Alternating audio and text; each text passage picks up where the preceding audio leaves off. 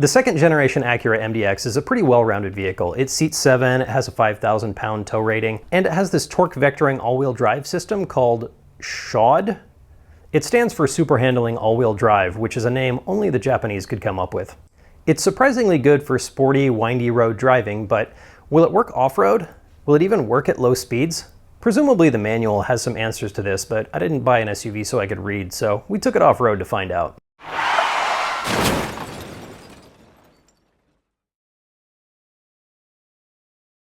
I know, the MDX has no business off-road, unless by off-road you mean a Starbucks drive-thru. But it has some things that will help it out. It has a really great departure and approach angle. Ground clearance is pretty good, except for a couple relatively unimportant things like the fuel tank and the oil pan. Just outside of Barstow, California, a couple friends and I decided to test the limits of this MDX. They both had TRD Pro 4Runners, henceforth referred to as the turds. They were both lifted about 3 inches, they had proper off-road tires, and of course had mean-looking roof racks and ladders and other absolutely necessary gear. The MDX was fitted with all-season tires that had less than half their tread left. We arrived during a rainstorm, which presented a couple of problems. First off, the road in turned into a river. I solved this problem by just kind of mashing down on the throttle and blasting my way through the river. It worked out pretty well. The second problem was that a lot of the mud was actually clay, and when it got wet, it turned really slippery. It's that kind of stuff that sticks to the bottom of your shoe as you walk, creating a tower of beige that will never come out of your floor mats. We found out pretty quickly how slippery this stuff was when the gray turd slid sideways down a hill. This was not intentional.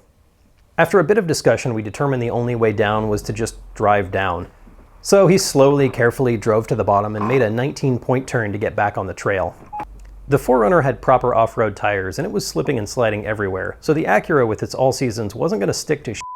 It was going to slide down that hill, probably on its roof.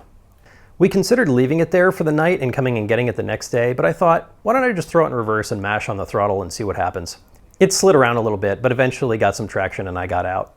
I turned around and we drove back to camp, where we set fire to a bunch of Christmas trees and shot a bowling ball out of a homemade cannon.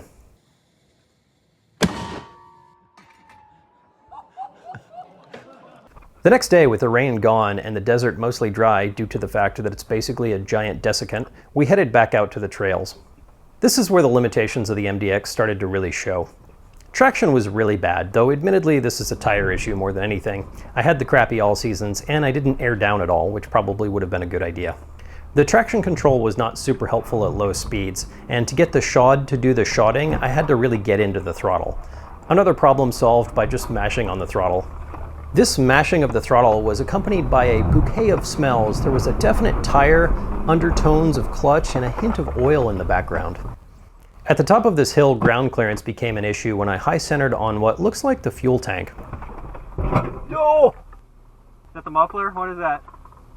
Fuel tank? How did I get out of this situation? You're thinking I just mashed on the throttle again. But you're right, I mashed on the throttle again. After that, we hit some pretty gnarly stuff that I wasn't really prepared for or expecting. The white turd was scraping its bottom, and it had 5 more inches of ground clearance than me, which meant I was going to have 5 inches of rocks in my fuel tank. Some motorcyclists were impressed with my MDX adventure and decided to help us out by stacking up some rocks. With a handful of spotters and a steady brake pedal, I made it down without any damage.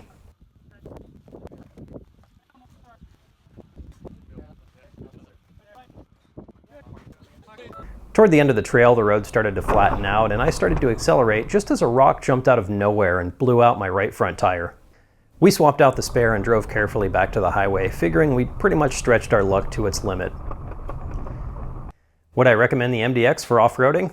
No, I would not. Would I recommend it as long as you're being followed by 2 4Runners who can tow you out of anything gnarly? Still no, not a great vehicle for off-roading. I was pretty impressed because we hit some stuff that was a little more gnarly than I was expecting, and it did make it through, but I wasn't left with the feeling that it could make it through 5 out of 5 times. The all-wheel drive system is definitely not set up for off-roading, and I'm not sure how well it would handle something like a broken axle. Still, it made it through relatively unscathed, and it did kind of keep up with 2 4Runners off-road. Kind of. What other impractical cars should I take on the trail? Leave your comment in the comments, and maybe hit that subscribe button and come back and see if I eventually take a Prius on the trail. Thanks for watching.